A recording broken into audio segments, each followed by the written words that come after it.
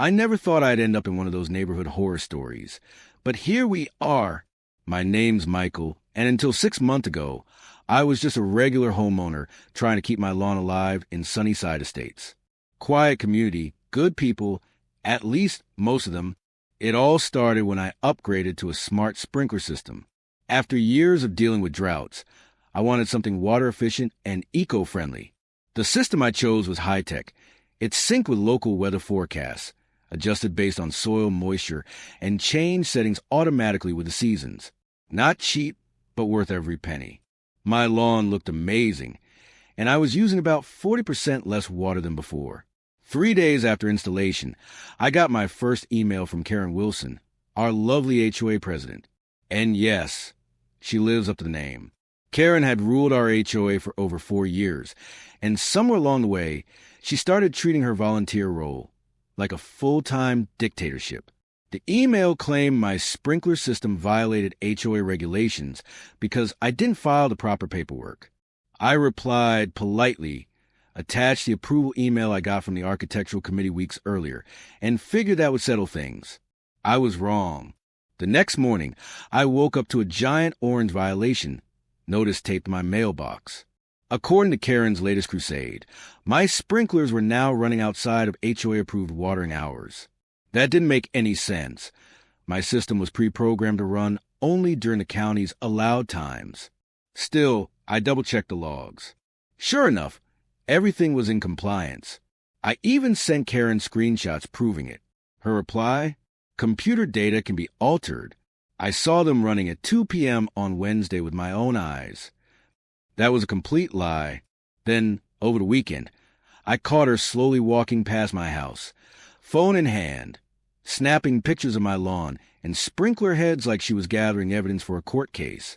When she noticed me watching, she strutted right up my driveway like she owned it. She gave me that fake smile, the kind people wear when they're about to ruin your day. Your sprinkler system is causing problems for the whole block, she said. The water pressure drops when your system runs. That's not even how city water pressure works. But Karen wasn't concerned with facts, only control. We'll need you to remove the system and reinstall a standard one, she continued, tapping her clipboard like a courtroom judge. The board will be discussing this next week. I took a deep breath, stayed calm, and explained once again that the system was fully approved and fully compliant. But something told me this was only the beginning. I reminded Karen that my system was approved, fully compliant, and actually helped conserve water. I even offered to show her how it worked so she could see it for herself. No, thank you, she said with a wave of her hand, as if I'd offered her garbage. I know exactly how it works, and it doesn't fit the aesthetic of our community. 2 days later, I received a certified letter from the HOA. It stated I was being fined $500 for repeated water usage violations and was given 15 days to remove the sprinkler system or face escalating penalties. This was beyond ridiculous. Still, I believed reason could prevail.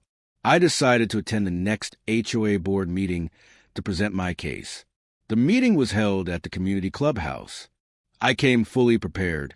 Copies of my system specs, logs, architectural approvals, and even written support from neighbors who had similar systems. When it was my turn to speak, I calmly presented my evidence.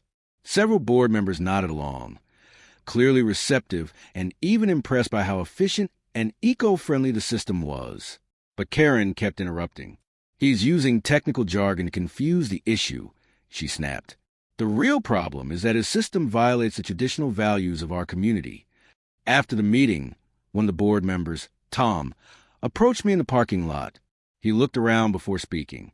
Just between us, he said in a low voice, Karen's been targeting homeowners she thinks are trying to modernize the neighborhood. She wants everything to stay exactly how it was when she moved in 15 years ago. Tom encouraged me to keep documenting everything and assured me that not everyone on the board supported Karen's crusade. The next morning, I noticed something odd. My sprinkler system wasn't working properly. Some zones wouldn't activate, and one was leaking heavily. When I checked the main control unit outside, I was shocked to find moisture inside the electrical panel. That shouldn't have been possible.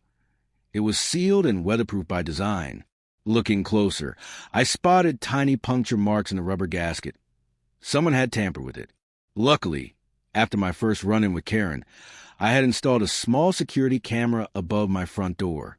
I pulled up the footage, and there she was, Karen Wilson, at 6:30 a.m., wearing gardening gloves and carrying what looked like a small awl or ice pick. The video showed her opening the control panel and jabbing at the electronics before gently closing it again. Then she picked up a garden hose and sprayed water directly into the unit. I was stunned. This wasn't petty HOA nonsense anymore. This was deliberate sabotage, tampering with electrical equipment like that could have caused a fire, and the repairs would cost me hundreds. I called the police. When the officers arrived, I showed them the video and the damaged system. They took it seriously, especially once I explained the potential fire hazard. They logged the incident, took copies of the footage, and asked if I wanted to press charges. Absolutely. That afternoon, Karen was sitting on her porch sipping lemonade when the cruiser pulled up from across the street. I saw the color drain from her face. She looked over at my house in disbelief, like she genuinely couldn't understand why anyone would hold her accountable. The officers spent about 20 minutes talking with her. I couldn't hear the conversation, but I watched her expression shift from smug to stunned to speechless. And this was far from over. I watched from my porch as Karen waved her arms in the air, clearly agitated, pointing repeatedly at my house and flipping through the HOA rule book she had actually brought outside with her, like that was going to override state law. But the officers weren't interested in HOA watering schedules or neighborhood bylaws. They kept asking her questions calmly but firmly, and I could see the panic rising in her expression. Her responses became more frantic, her hands trembling slightly. Then it happened. One officer turned her around and placed her in handcuffs. Karen looked absolutely stunned, like the idea that she could be arrested had never once crossed her mind. In her head, being HOA president made her untouchable. But out here in the real world, that title didn't mean much. She was taken in for criminal mischief, vandalism, and tampering with utilities, serious charges, with possible jail time and heavy fines. And just like that, Karen's reign of control was over. News traveled fast. By the end of the day, I had more texts than I could keep up with. Neighbors were buzzing. Many had their own run-ins with Karen. Stories of selective rule enforcement, harassment, and her friendlier treatment of a certain inner circle. That week, an emergency HOA board meeting was called. Karen was officially suspended from her position pending her criminal case. Tom, the board member who had warned me before, was named interim president, and one of Tom's first acts? He sent me a formal apology letter from the board, along with a check covering the full cost of my sprinkler system repairs.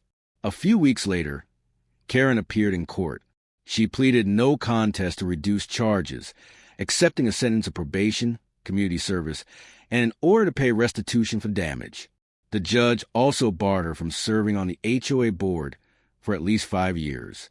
The next time I saw her, she was loading groceries into her car. She spotted me from across the street, immediately dropped her gaze, and hurried inside. No more confident strut. No clipboard. No power trip. Just a quiet walk of someone who finally realized actions have consequences. My smart sprinkler system still runs smoothly, efficiently watering my lawn without wasting a drop. And every time I hear it click on at exactly the right hour, I can't help but smile. Sometimes justice comes with a refreshing spray of water.